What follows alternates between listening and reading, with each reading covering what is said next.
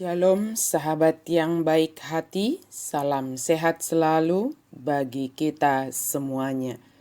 Marilah kita bersatu di dalam doa. Kami memuji memuliakan Engkau ya Allah yang maha baik, yang menyertai memberkati kami senantiasa dalam hidup kami.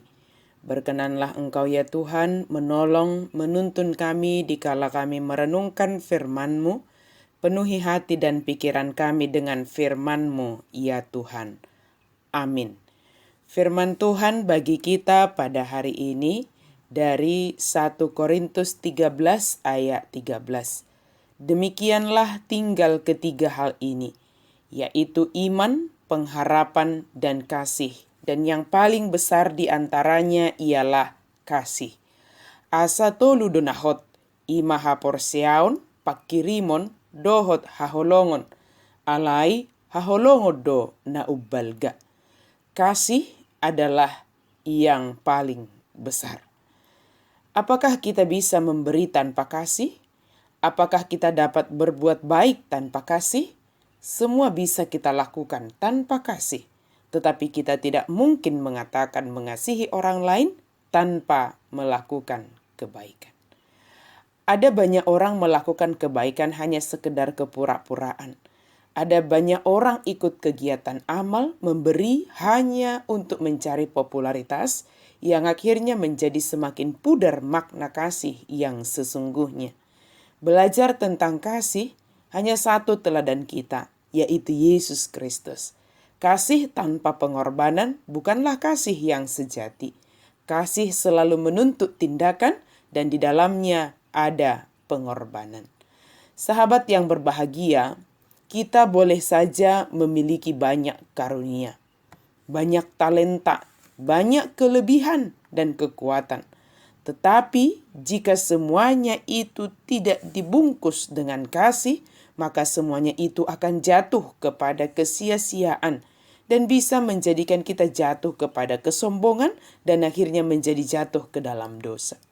Dalam pasal 12, Paulus memberikan bukti tentang tidak adanya kasih jemaat Korintus dalam penggunaan karunia-karunia roh yang ada dalam diri mereka masing-masing. Pasal 13 mendefinisikan kasih yang sesungguhnya. Dan pasal 14 menunjukkan bagaimana kasih berfungsi melalui karunia-karunia yang ada dalam diri setiap orang. Kasih lebih penting daripada semua karunia roh yang digunakan dalam kumpulan jemaat. Iman yang besar, perbuatan yang penuh dedikasi atau pengorbanan, dan kuasa yang menghasilkan mukjizat hampir tidak ada pengaruhnya jika tanpa kasih. Kasih membuat perbuatan dan karunia kita berguna.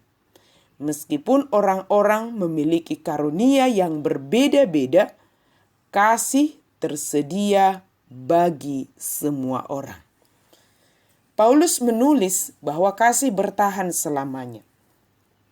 Kasih adalah sifat yang paling mulia dari semua sifat manusia dan merupakan suatu sifat dari Allah sendiri. Kasih meliputi pelayanan yang tidak egoistis kepada orang lain. Iman adalah dasar dari segala sesuatu yang kita harapkan dan bukti dari segala sesuatu yang tidak kita lihat. Pengharapan adalah sikap dan fokus, sementara kasih adalah tindakan.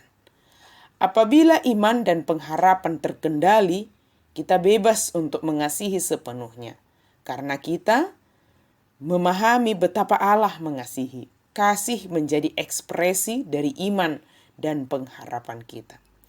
Iman, pengharapan, dan kasih yang senantiasa melekat dalam diri kita hingga akhir hayat. Namun, wujud nyata dari semua yang kita lakukan, pikirkan, katakan, dan lihat adalah kasih. Orang beriman dan berpengharapan harus nyata melalui tindakan kasih. Tiada berguna jika hanya beriman dan berpengharapan tetapi tindakannya jauh dari iman akan pemeliharaan Tuhan dalam hidupnya. Beriman artinya berpengharapan dan mengasihi. Berpengharapan adalah beriman dan terlihat dari tindakan kasih. Mengasihi adalah wujud nyata dari iman dan pengharapan. Mari tetap menjalani hidup sebagai orang yang beriman, berpengharapan, terlebih biarlah semua itu terlihat dari tindakan kasih kita kepada sesama. Amin, mari kita berdoa. Terima kasih Tuhan untuk firman-Mu. Biarlah kami sebagai orang yang beriman dan berpengharapan terlihat nyata melalui tindakan kasih kami. Tolong kami Tuhan, tuntun kami supaya kami mengasihi sesama kami, terlebih mengasihi Engkau ya Tuhan di dalam perjalanan hidup kami. Ketika kami melakukan apa yang Engkau perintahkan di dalam hidup kami, itu sebagai wujud nyata kasih kami kepadamu ya Tuhan. Dalam nama Yesus kami berdoa dan bersyukur. Amin.